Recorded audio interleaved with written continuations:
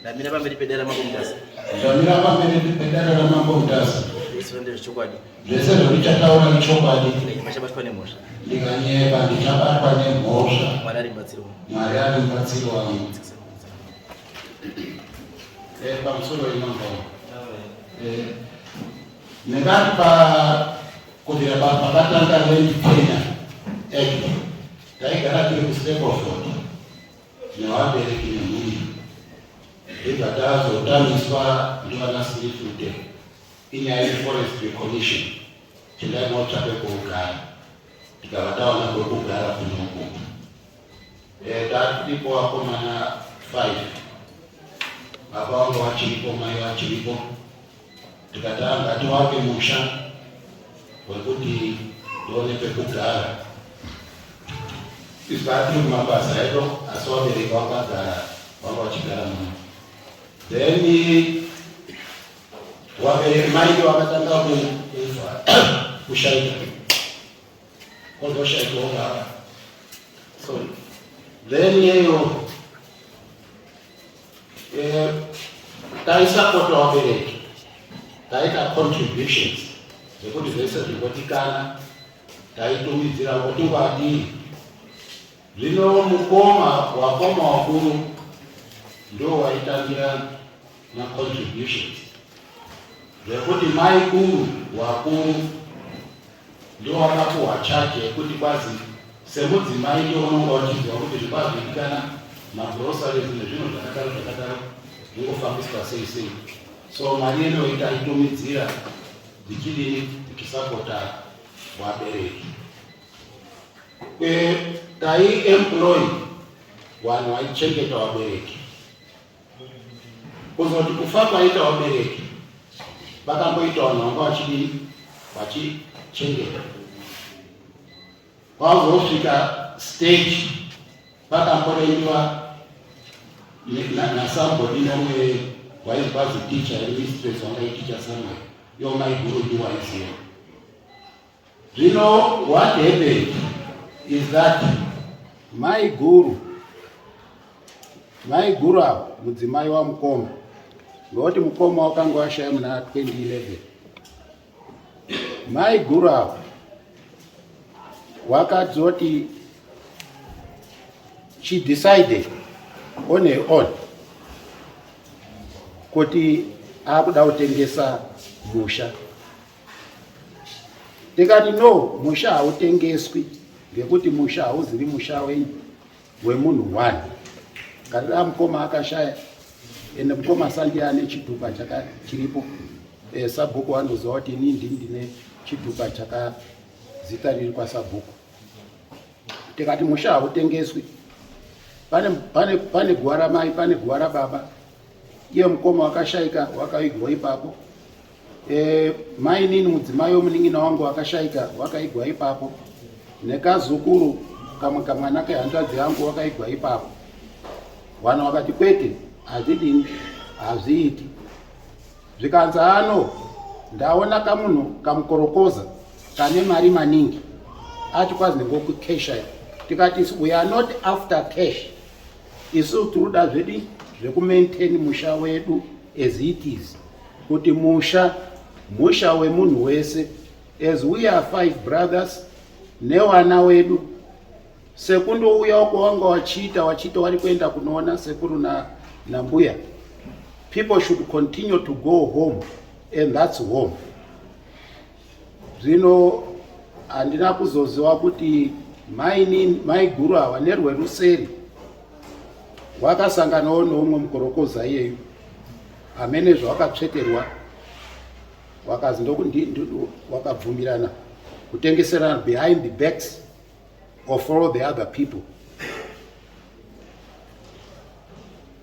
Zvino zvadaro, that was 2019. Tisingazivi. Madocuments anoprova kuti kwanzi wakataurirana izvozvo kuma 2019. Then kwauzoti muna March 2022 mai guru wakauya kumba kwangu kuHarare. Akati baba munini ndakatadza ende ndashupika netsotsi rinozi Chonzi. Ndakanga ndaita agreement naye pasina umwe wandandataurira kuti andipe mari yekutenga musha uyu. Mari yotakataurirana, I think she talked of 10,000. Kazvino akandobvisa just 1,000. Imwe akati, I'll cash you up front in a few months. That was 2019. But that was March 2022. He hadn't paid a cent towards his wakanga waita agreement. Maikuru wangu akutorwara. Wakanditi baba munini rapota hangu. Ndakatadza. Handina consulta futi wamwe baba munino nawamwe futi. Zvino izvo ndiri kuti iyo ndakato isa nyaya kuna Chonzi. Pane madocuments wakanyorerwa Chonzi wacho 14 February 2022 yekuti Chonzi sekuti watadza kuita izvo takawirirana, zvino inini ndaakukansura agreement, wochibva hako pamba ipapo uri kugara ngekuti watadza kundibhadhara izvo takatapangana. Mari yawakanga wandipa sedeposit yaakudini, yaakushanda serent yekugara nguva yawakagara usina chawanga wachidini uchibhadhara. So ndiyo nyaya iripo yekuti Chonzi wakaita utsotsi hwekutsotsa mai yavo, this widow. Kwabva kwati mai guru wabva kwangu uko ndozwazi munhu kurwara ndikambouya kunowana kwaMutaro. Ndo andazozi muna June, I think it was June 20, yeah. Ndo andasive message newana ukazi zvanzi mai warwarisa watoendeswa kuMurambi clinic. Ndakatomuka neusiku ndikati hazvichaiti ndigane wandati nomwe mwana musikana wavo anogara muruwa, ndikati chindimirira kana wakusumuka kwenyu. Ini ndapuhwa lift nawakomana pano ndouya tobatana tiende kuona mai. Tikabva tauya kuno kwaMutare tikatosvika, takasvika unfortunately we were a bit late. Zvinzi zvikanzi hamuchagoni kutopinda ngoti nguva yadini, endo yanga iri nguva yekuzi covid. Tikati pane macovid test ekuti kwazi hamuzopinda musina kwere. Wakazotibvumira kuti sekuti makumbira mwabva kure ende mabvisa mari yekubhadhwa covid test, chipindai just for a few minutes. Mwana uyu musikana ndiye wakatanga kupinda akaona mai ende kachizopinda uyu ende chaakandikohomedza ndiyo nyaya iyi yekuti ndakatadza panyaya yaChonzi wakanditamba utsotsi hwekuti wakandinepera kuti anogona kundipa mari asi hana mari akazondipa. The following day tirikugadzira kuti tiende kunodzoka kunoona munhu kuhospital, titozwe message iri kuya kuti munhu akusisiwa. So she was the last person to talk to me. Wamwe wese haana kuzombotaura now. Asi chondoda kuemphasize ngechekuti munhu ari registered paimba patsuwa apa sabhuku anozviziva ndini. Then zvakachiita ngechekuti after death yamai guru takachitika ngatitange kuactivate yeyo nyaya yekuti yeyo Chonzi uyu achidini abve mumusha mwedu. Zvino takaripota nyaya kudare rasabhuku Matendezvo naShemukoya ndo wakagara dare racho muna September, I think it was September year 2022 wacho. Chonzi wakaklema kuti right, ini ndinogona kubva kana ndikapuhwa mari yema improvements ayo ndakaita paimba ipapo. Then vanhu vakambosimudzawo misoro yekuti angaite maimprovements sei he was not wanga usiri musha wake because wanga asina kutenga anga asina kudini aka fully pay for it. How could we have been carrying out my improvements? But wakomana wakati hano mari chitsvakwa tinoziva hedu kuti zvimwe zvacho ngezvekunyepa ngokuti patori nezvinhu zvetongotoziva kuti ngezvekunyepa ende Mwari ndiye achazomutonga ega. Takadini takaunganidza mari iyo takadini yaanga achida yacho tikamubhadhara through dare. Musi wabhadharwa mari tikati right munhu ngaachidini ngaabve wadare ndiwo wakatotikumbira ukanzi aiwa ukazi wanga aitawo makomba ake ukazini pfumvudza nezvimwe zvakadaro hamungamupiwo here time yekuti ane kubva. Wadarawo ndiwo wakatiti give him about 3 months dzekuziva kuti zvekuti ane kudi kusimuka. Little did we know kuti in our humaneness yekuda kuita hunhu tikati no that's all right ngatimpedu time yacho ari kuda nangisa iye ari kutogaya tizozwa kwakuzi kana waida kuti ndibve ipapapo ngawandipe 17,000 for what we don't know. Kana wari kuda kuti ndibve pane chakati pane zvinhu zvaakutanga uklema dare rapedza kugara rakamutaurira kuti ibva iye akutangisa kuti ndakazoita chakati ndakazoita chakati. Wakaita chakati uri kuti uri kuita pamba pahani hauna uyo wakaconsult waridziwe mushaona kwaconsult. Zvino yeyo musi wakasvika musi wekuti yeyo vanhu vane kuenda komubvisa ari kuramba kubva ipapo. Sabhuku matendezvo vanhu varipo nashe mukoyi kana varipo ndiwo mawitness wangagone kupa I think full explanation yezvinhu zvacho ngoti ndiwo wakagara dare racho wakapasisa vakapasiswa zvacho ndatenda. Ishe iri kuti munhu ana kubhadhara akapedza ishe yekuti ari kuramba kubva imi mati muda kuti abve nenyaya kuti ana kupedza kubhadhara ndizvo zvakataura mai guru asati afa. ko shoma yakamubhadhara chiri shoma yakabhadhara wakadzokeseka saka ndiwo ndikati mawitness ari akadzosirwa saka aikontinya kuwakaseka. This is ndiwo tisingazivi just intransigence yekuzvidza dare rashe akazvidza. Ani makuru makanagara since 2019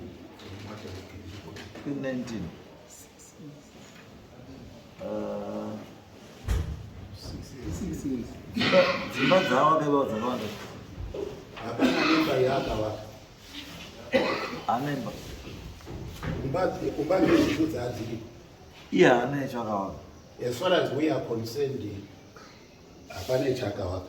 Izvo anoklema kuti akavaka manyepo ngendaa yekuti what happened is that maikuru wakatita akati kwakaita moto kitchen ikatsva kazvinopada kuti ionekwa kwaino tikatobatsira kutumira mari kumusha kuno kuti kitchen yonodini yone kuwakwa. Zvino iye ndiye akuklema kuti ndiye akawaka iyoyo kitchen akaklema kuti ndakacheresa boho hapana boho takaenda kunaona ishe nevanhu nedare racho there was no boho. Wero yakasochereswa namukoma wangu achiri mupenyu yakandomezhwa yakadaro ndiyo iripo ndiwo maimprovements anga anotaura but we paid him for what he claimed. Hatina kumboita nharo tikampa zvinhu zvake kuti ane kuenda but is refusing. Kana makamubhadhara zvinhu zvake makati aenda chaakumugadzisai pamuchini ndiyo iye ndiye angoda kueko. Alright, it's okay. Intransigence yake kuda kuita ukono. Hatisi kuda kuwaste time.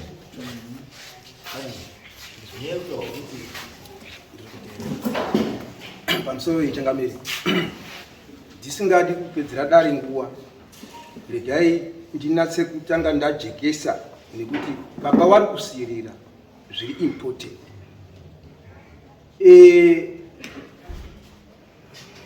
Ndapuwa samanisire kwamambo kuitasa kununga ndakanasa kuriverengesa. Pane pakazi noti pane pari kuzi kana uine umbowo unofanira kuuya nawo umbowo ise. Saka nekuda kwaipo papo ndaona ndavakodza kuti nditange ndatsanangurira dare rine kuti umbowo handi kuti hapana chiro chakatengeswa handi chingwa pachiro chakaiwa chikapera. Eastern type zvese zvataita zvine mapepa. So umbowo hwedu huripi hwangu inini naivo vari uruzai. Ndio pandatanga ndajikisa ndandotsanangura nyaya. Umbowo tinawo Changamire. Musi wa 27 February musi wechina chapera ichi takatobva kudare remutare Silver Court. Ndio kwatakasiya umbowo hwedu tese ndokutomba nyaya iyi. Ivo ndiwo wali wakaenda kumangara pamutare. Saka nditanga ndajekesa ipo pakuChangamire kuti handi kuti atina umbowo tinawo asi takahusiya kumutare Silver Court musi wechina musi wa 27 February.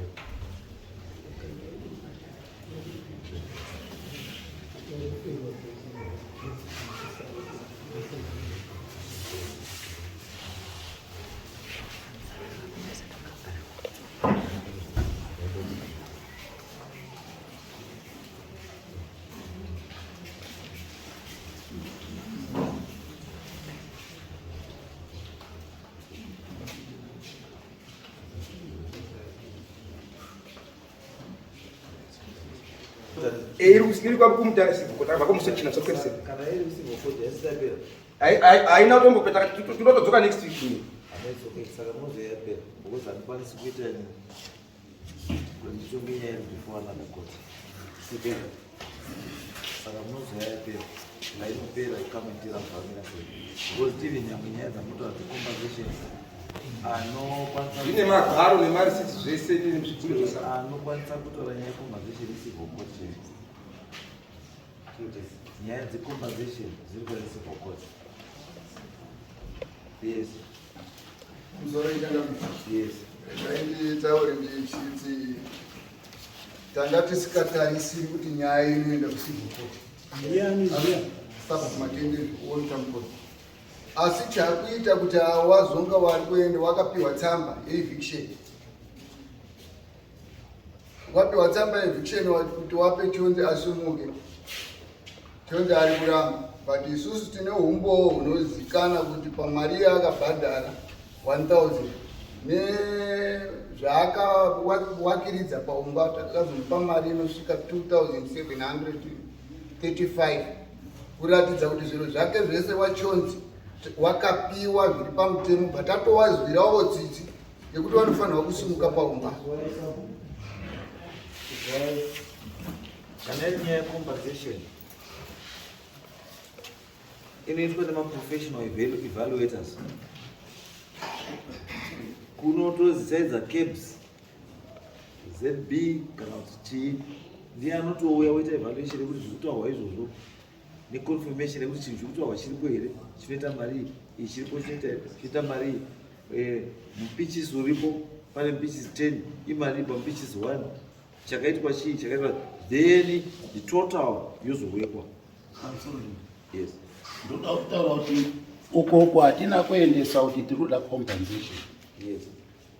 Nyaya kusvika uko yakaita uko inyaya yake yekuramba kubva, ngekuti pakati vanhu apa akaenda kuti apo conviction watozo wakathreaten kuti ndinouraya munhu. Wana sabhuku ndiwo wakati kuvakomana endai kumapurisa ngoti mukada kuti mukanisane naye ipapo pangazobude imwe yekuzoti zvakati wakanditi zvakati endai kupena longa kumapurisa. Sorry, ndaida kunditsana ngura sanga. Pane nyaya yedu ndike kuti if it is before the Silver Court tikizvakuita zvese tichiti waste time because decision ikabva uko it's either wachati kana iri nyaya iri mucommunal area nzvimbo yamuti wana dzokai kwamambo asi ini ndochitorera kurepa zvekuti mimi mune umboka zvese nemasabhuku ese ama-state witness anofanira kuzoenda kucivil court to witness mukesi iyoyo. No, iko latingotaura banzi ndechekuti kucivil court kukwenda kwakaenda kwakuda kutorwa eviction order.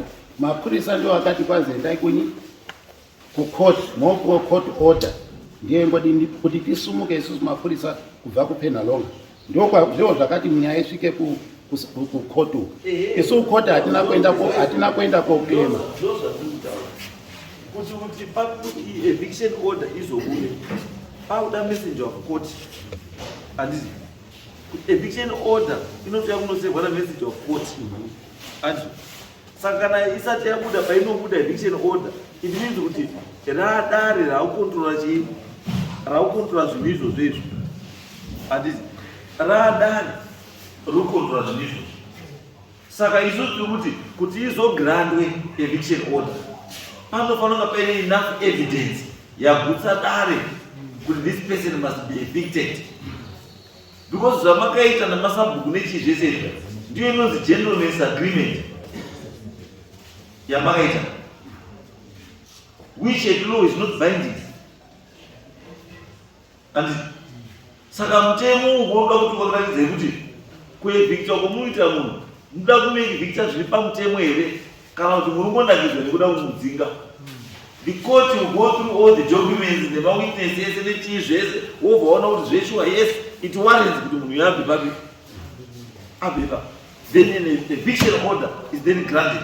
Messenger of court wouya woseva munhu ne-eviction order wopiwa madays ake ekuti anofanira kunge abva patime yakati iye wotedzera izvozvo.